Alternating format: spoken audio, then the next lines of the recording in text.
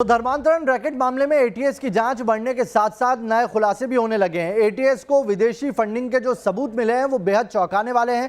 खुलासा क्या क्या हुआ है वो बता रहे हैं आपको। विदेशी फंडिंग के सबूत मिले हैं, साथ ही 150 करोड़ की फंडिंग हुई है। जो फंडिंग है वो छोटी मोटी नहीं, 150 करोड़ का फिगर बताया जा रहा है जिसकी फंडिंग हुई है। यह भी जानकारी मिली है कि यह रकम कई देशों से आई हुई है।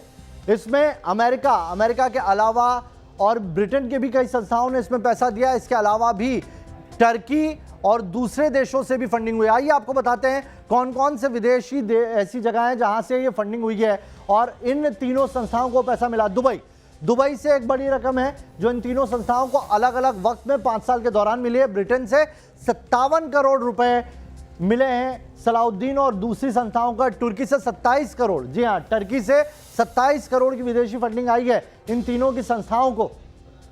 इसके अलावा किसे कितनी रकम मिली है यह भी जानना बेहद जरूरी है। विदेशी फंडिंग में अलग अलग देशों ने तो फंडिंग दी, लेकिन इन संस्थाओं ने कितने कितने पैसे उठाए। उमर गौतम को 5 साल में 30 करोड़ रुपए तक की फंडिंग हो चुकी है।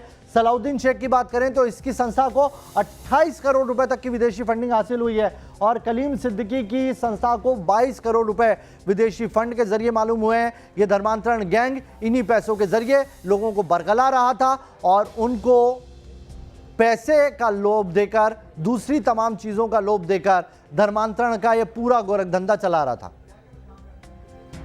अनिल यादव इस खबर पर ज्यादा जानकारी के साथ जुड़ गए। अनिल, 150 करोड़ की विदेशी फंडिंग तीनों की संस्थाओं को पिछले 5 साल के दौरान हुई। सोचिए इनकी संस्था तो कब से चल रही थी और क्या एटीएस ये मान रही है कि ये सिर्फ 150 करोड़ ही है या ये आंकड़ा और बढ़ सकता है?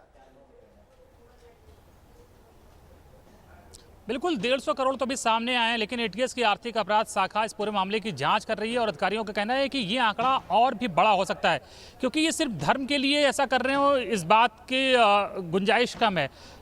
माना यही जा रहा है कि धर्मांतरण कराने के लिए इनके मन में जो लालच था, पैसे कमाने का जो लालच था, उसके लिए भी इन्होंने काम किया, क्योंकि 150 करोड़ रुपए इन्हें जो मिले हैं उसमें से 30 करोड़ रुपए जो उमर गौतम इससे मिले हैं और इसने सिर्फ 60% रकम खर्च करी, यानी 18 करोड़ रुपए। 12 करोड़ रुपए ये डकार गया।